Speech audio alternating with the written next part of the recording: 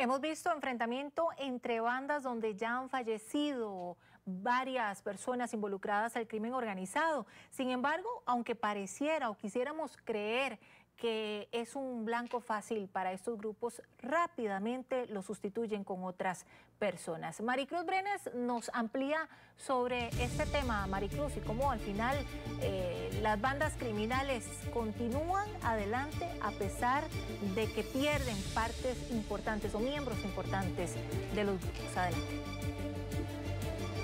Así es, muy buenas noches, Melissa, a usted y nuestros televidentes. Es correcto, como usted lo dice, a pesar de que se cree que conforme estas personas van acabando con la vida de otras y se podría ir terminando o finalizando lo que es la banda criminal, estas tienen todavía personas que las pueden sustituir, y es que recordemos que muchas de estas tienen reclutamientos de jóvenes de 12, 14 años en adelante. Vamos a ampliar toda esta información con la siguiente nota. Es bien sabido que las personas que forman parte de bandas criminales organizadas tienen un promedio corto de vida de aproximadamente 2 años.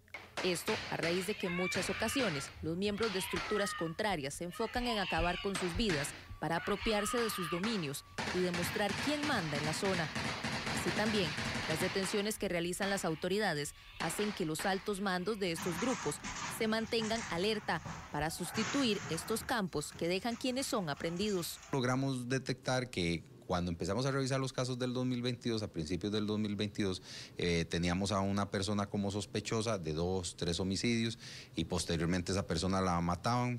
El que lo mató lo teníamos de sospechoso 2, 3 homicidios y después mataban a esa persona. Entonces eso nos lleva a inferir, falta hacer un estudio más profundo, que la vida de los sicarios en Costa Rica es muy corta por varios motivos, porque su propio grupo en algún momento los elimina, por pugnas entre los grupos, por pérdidas de dinero, por errores, por no acatar órdenes, o que cuando matan a uno de un grupo, la reacción viene del grupo contrario y sobre los que se van de primero son sobre los sicarios. A principios de año, varios sujetos armados ingresaron con un vehículo a una vivienda en Limón y acabaron con un hombre de apellido García, de nacionalidad hondureña, que según las autoridades judiciales pertenecía a la banda de los hondureños que opera en Limón.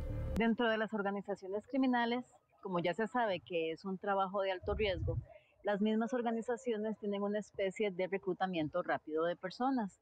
Y esto es debido a que, como se sabe, que pueden fallecer o pueden detenerlos muy tempranamente, entonces tienen sus escalas jerárquicas.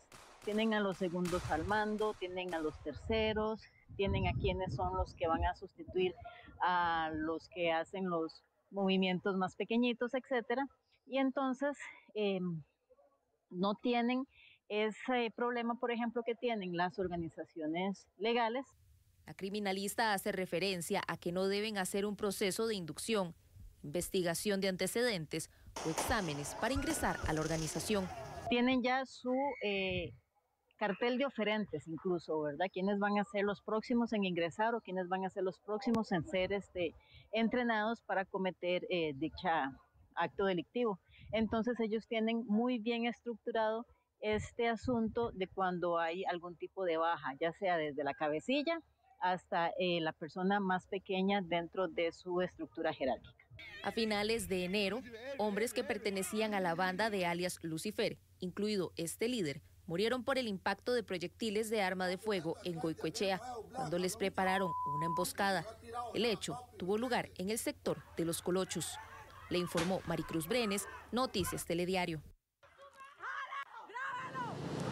Aquí hay algo muy importante de rescatar, o más bien de analizar, que es que estas estructuras criminales o bandas organizadas, como bien lo dice su palabra, se mantienen bien organizadas, y debido a esta situación es que no importa si falta alguna de las personas, si los llevan detenidos o incluso si acaban con sus vidas, puesto que ya tienen a la persona que los va a reemplazar, a la persona que los va a sustituir. Y es que, como lo decíamos al principio de esta información, recordemos que también muchos de ellos son adolescentes de 12, 14 años que conforme van falleciendo o van deteniendo a los que están un poco más arriba, ellos también van subiendo dentro de estas mismas bandas criminales, les van dando cierto tipo de trabajos para que los otros que están todavía más arriba continúen escalando en esta pirámide, Melissa. Van ascendiendo, Maricruz, efectivamente, esas son las palabras y muchas veces, a lo mejor dentro de las mismas bandas criminales, su aspiración para poder ascender depende del fallecimiento de algunos de sus líderes o la detención de algunos de ellos, y de esa manera también siguen llamando o preparando a otros, lamentablemente jovencitos, que es la mayoría de casos que se ha detectado, para poder continuar con la labor criminal que ya realizan. Una situación preocupante porque efectivamente pareciera entonces una lucha sin fin.